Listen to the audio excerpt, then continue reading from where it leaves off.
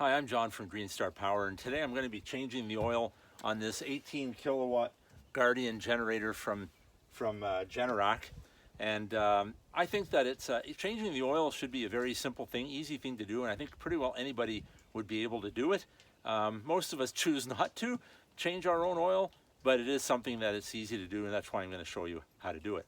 I've already unlocked the cabinet here, the lid. There's a lock on each side. And I've already run the generator for about 5 minutes just to warm up the engine and to warm up the oil. I'm going to take the front cover off, so I need access to that. Let's put that over here. There we go.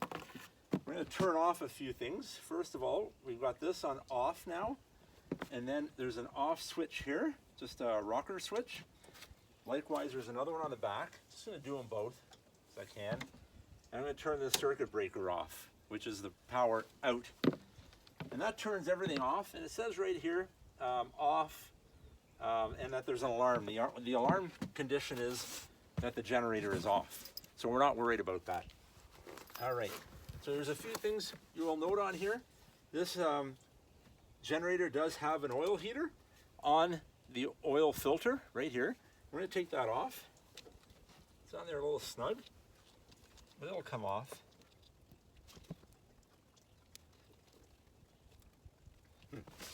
It's on there a little snugger than I thought.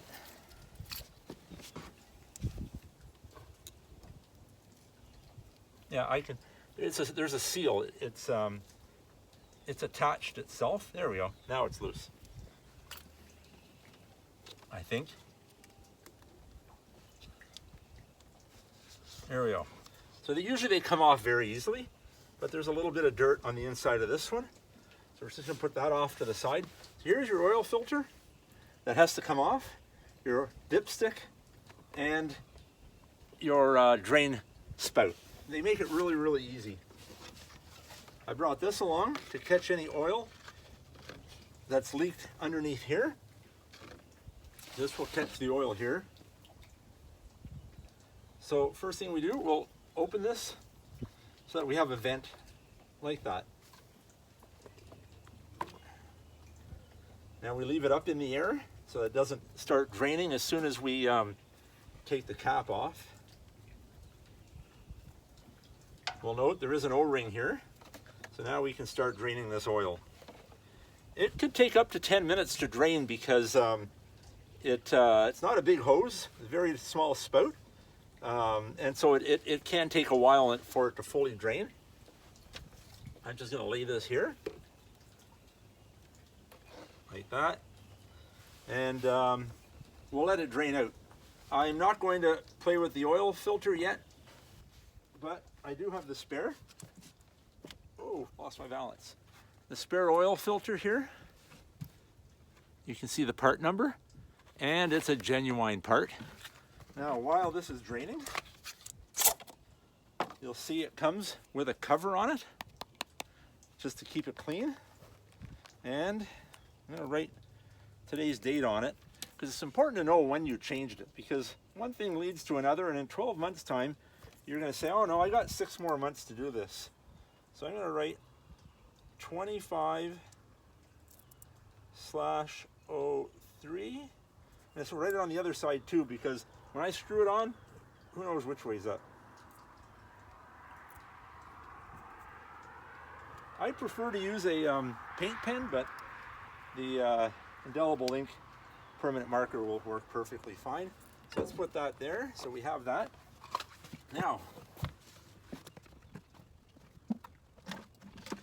I brought these with.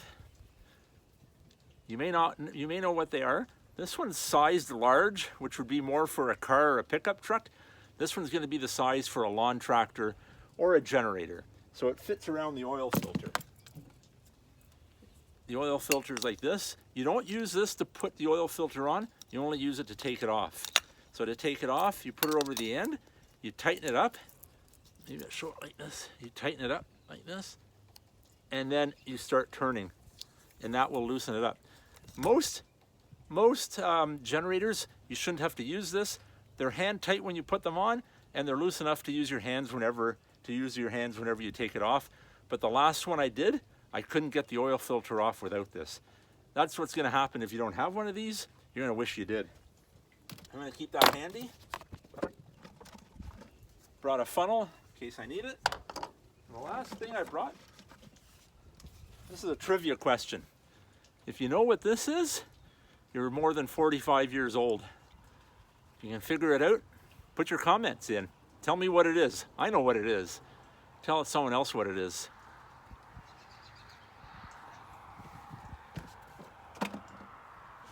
Keep rags handy.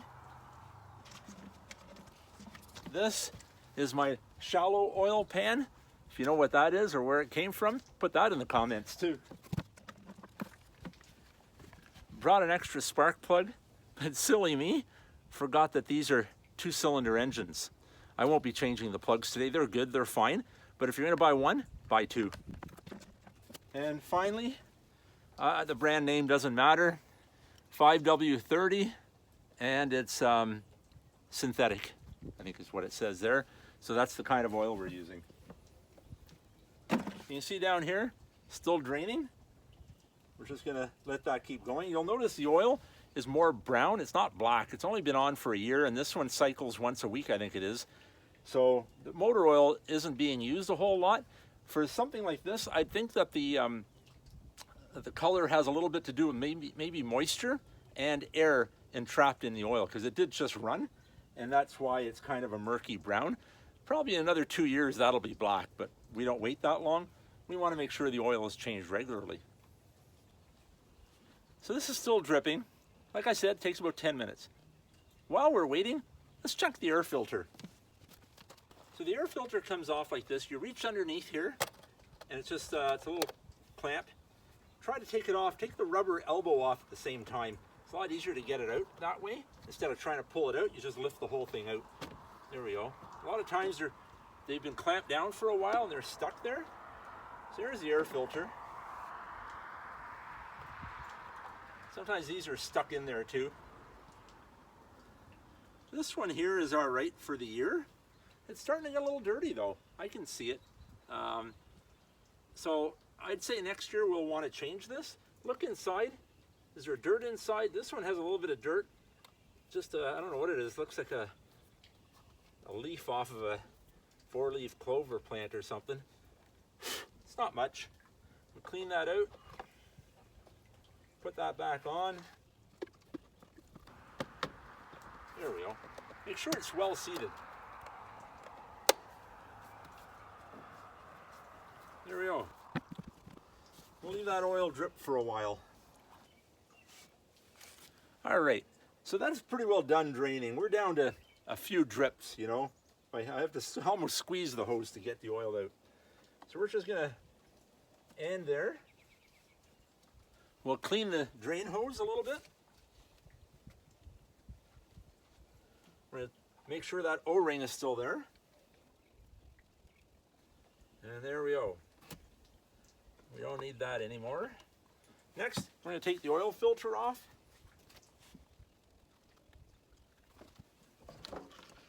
I already know this, but I'm just gonna make sure. 0701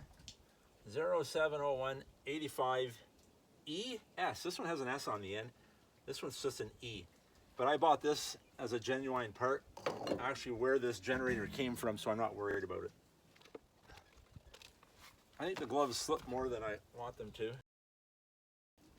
That's on there pretty snug. So, and I was worried about that. So we're gonna use this. There we go. It's coming. So it's always nice to have a tool like this handy if you're going to be doing it for the few dollars you spend on it. Now I can see there's an O-ring here, and that O-ring is very compressed. Oh man, that is tight.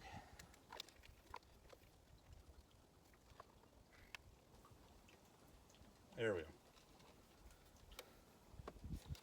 I am so glad I had this with me.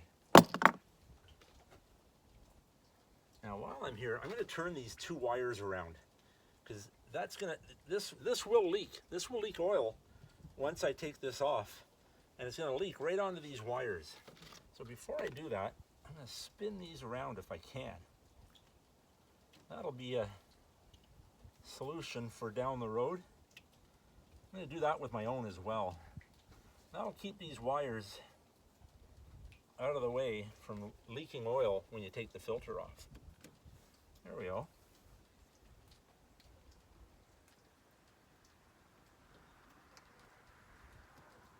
Oh, come on. There we go. Now we put this back, and now we can take the oil filter off. You can see quite a bit of oil comes out of the oil filter. So you want to have something there. There are funnels that make it easier. You can put cardboard under there while you're doing it. There's a lot of things you can do to keep that oil from getting into the bottom of the generator housing. It's easy to wipe up, but still. There we go. Now this, when I was growing up on the farm, we used to take these oil filters and we sat them on top of the nearest fence pole, and we'd sit them like this and let the oil run into the fence pole, and the top of that nearest fence pole never rotted. Surprise, surprise, eh? Put that over there, and we're gonna let that run out a little bit, and while we're at it, let's just clean off this dipstick. We'll be putting the oil in there soon. Now you can see on the dipstick, in this section right here is the part number for the dipstick. And so you don't want to confuse that with how much oil you have to put in. The oil gauge is down here between this hole here and this hole here. This says add and this says full. So this is where you're going to measure your oil afterwards. So don't get that mixed up. All right, so that's pretty well clean, drained. We're going to move this out of the way, this old oil. It's still a little bit warm. Not so warm that you would burn yourself though. That's why you only want to run it for a few minutes. If running it for a half hour, it just makes the oil too hot. Now, I'm going to put a rag under here to try to, it's still dripping from the, there we go. We put that there. We got to run that empty, like that. And now, you want to clean the surface where the oil filter goes. You can tell that the oil filter, the O-ring, sticks to this aluminum. And I wouldn't say it's corrosion, but there's a little bit of dirt that forms there, even humidity that gets wet and dries, And you want to keep that clean because that hardened minerals and stuff that's between the O-ring can leave a gap, and you don't want to leave that gap there. So you clean all that off very carefully underneath. Good. That wire, those two wires are fine. And now, one of the next steps, we'll just put that back after all. We take that cover off, very important. And I like to dip this into some of the old oil. It could be new oil, any kind of oil, just enough to get oil on that O-ring. I don't know why I should take the O-ring off and put oil underneath it as well, but it helps the O-ring slide onto the aluminum when you're hand tightening it probably. That's probably the only benefit for it. Maybe it helps take it off again next time. So we put this back on. There we go. And again, we hand tighten it. We do not use this to tighten the filter. A good hand tightening though, I'm like, don't leave it. There we go. Now, hey, good. One of the dates is showing. It's upside down, but that's all right. Now I know this model, I think, takes 2 liters or 2 quarts roughly. And I don't think I need that.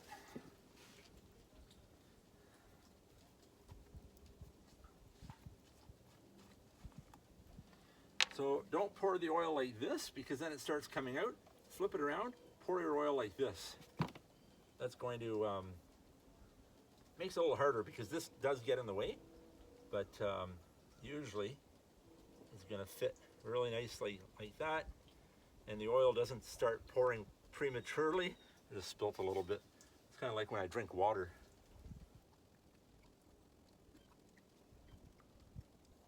I could have used a funnel and I probably could have poured it a little faster. Don't have to be so careful then. That's already good enough for that one.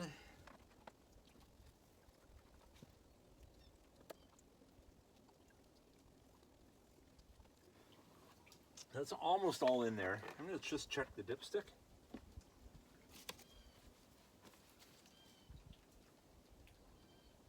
We put that in. When you put it in, don't put it in vertical like this, because right away you're going to dip it into the oil and it's going to show full.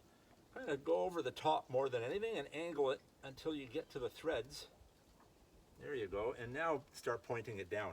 That'll give you the most accurate reading. There's not a lot of oil in here, and so just angling it differently can make a big difference. The thing to keep in mind, see, that's showing about half full, which you think, oh, okay, it's full, it's got enough, you know, it's in the crosshatched area, but that's not going to do it because this is empty. Once you start the generator, it pumps oil through the filter and fills the filter. You saw how much oil came out of the filter. So we're just going to put the rest of that in there. Which one was it? This one. We're going to put the rest of it in there. We want, just from experience, when we're first filling it, we want to fill it with oil right to the first circle. Because once that oil filter fills up, it's going to go back to about here. And that's how much will be sitting in the bottom of the engine. It'll only show about that much. So you pretty well have to fill it to the first circle or the first hole right from the beginning.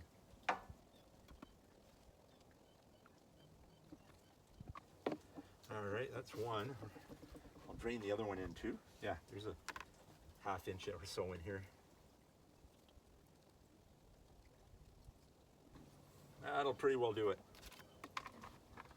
So the 18 kilowatt doesn't say how big the engine is. I could look it up. I'm sure it's easy to find. Takes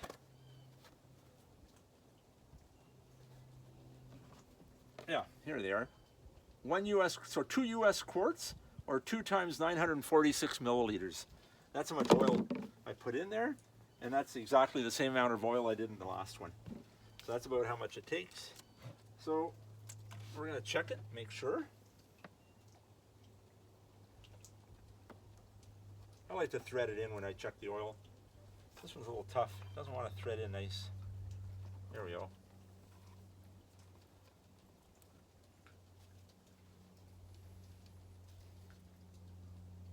Yeah, and that's right up to the hole.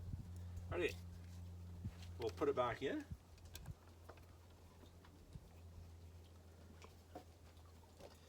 Now we're going to finish setting it up. We're going to run it in a minute, and then we're going to check it again. So we're not going to close this off until I've checked the oil one more time. We're going to put this back on. We'll make sure it's tight. Yeah, that's good. Clean up a little bit. A little bit of oil dripped. It's hard to not drip a bit of oil. I spilled a little bit. That's okay. That's this is sort of, considering how good of a job they did, the designers put the oil filter, the oil fill, and the drain all in one spot. If they just sort of maybe had used a different type of connector here, it would have kept it out of the way. But I got to give the designers of Generac's credit for the effort that they put into making it easy to do an oil change. Now we're going to put this back on. Like I said, this is the heater. Keeps it running, keeps it warm, keeps the oil warm in the winter. Just by warming up the oil filter, it keeps the oil warm enough for it to start. It's not on right now. It is winter. It's March 14th, but it's not running. It's actually hooked up to a thermostat, so if it's not cold out, it's not running, because this is actually powered from your power through your house. So the wires that come from your panel come out here and keep this warm in the winter. So it's no use running it if it's not needed. We'll just slide that back on like that. That's easy. Let's just go through the menu system now and set that up. Make sure that we reset it. So now it says stopped, alarm. It is ready to run. This is clamped back on, this is up, this is here, this is here. So we're going to put everything back the way it is. We turn that breaker back on. We turn on the front panel switch and the back one. It's now ready to run. So it says stopped, alarm, auxiliary shutdown, and a standard error code of 2800, which meant that it was all powered off. I think that's what it means. So it says push off, then enter to clear alarm. So we're going to push the off, which is the red button, and then enter, which is the center of this button here to the right. And now it's going to ask you another really easy thing. It simply asks you, service performed, question mark, yes or no. And so you, it says yes, press enter, no, press escape. So yes, I performed a service, and the reason it's asking is because this light on the end was yellow and green when I got here. It needed a service, and actually one of the services that it needed was to check the battery cables. I'm not doing that right now, but it's running perfectly. So yes is enter, so enter. Push auto to restart in automatic mode. There we go. So it's ready to run. It is ready to run. I haven't closed it up yet, but what I'm going to do is I pressed auto. I'm going to take it out of auto, manually run it for a minute or two, and then check the oil. Off and manually start.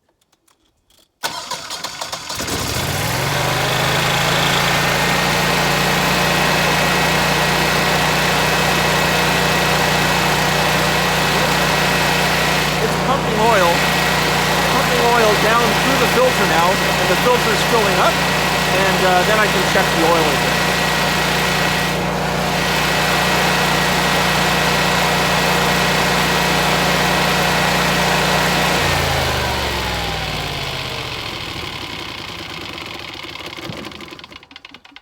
Perfect. So it's running, it's filled up the oil filter. We're going to go back. We'll look at the oil on here. We're going to clean it and then put it back in. Check it one more time.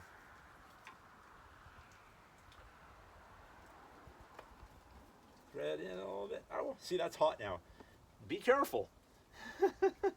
The guards are there for a reason. I just burnt my knuckle a little bit. That's all right. I can handle that. There we go. It's about halfway, which is perfect. That's what I want. Oops. There we go. All cleaned up. Nothing else. A few ladybugs in there. Clean that up. Sometimes you get some spider webs, dead spiders and so on. So we're just going to close this up. I like to do it this way. I put the two bottom pins in, then gently lift it into place and lower again. Now we're going to turn this on to auto, so it's ready to go. Close it up, get out my keys.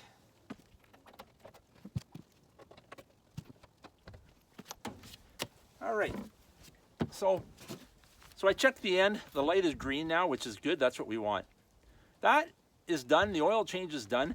You can do that in about 15 minutes. And that's why I say just about anybody can do it. The only problem is getting rid of the old oil, right? A lot of car dealerships might take them. Used auto mechanics shops might take oil like that. I believe that we've already paid for the disposal of that oil whenever we buy this. There is a program in Ontario probably where you're paying for the disposal of the oil when you buy the new oil.